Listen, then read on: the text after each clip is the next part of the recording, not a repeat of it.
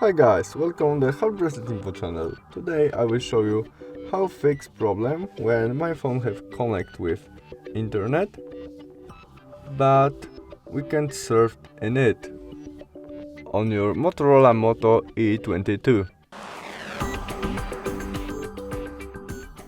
To fix this problem, in the first step we must navigate to the setting and scroll down to the system option where we have date and time. We click there and we must change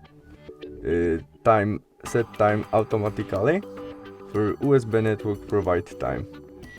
Now we go back to the internet and it is working. That's all. Thanks for watching. Bye.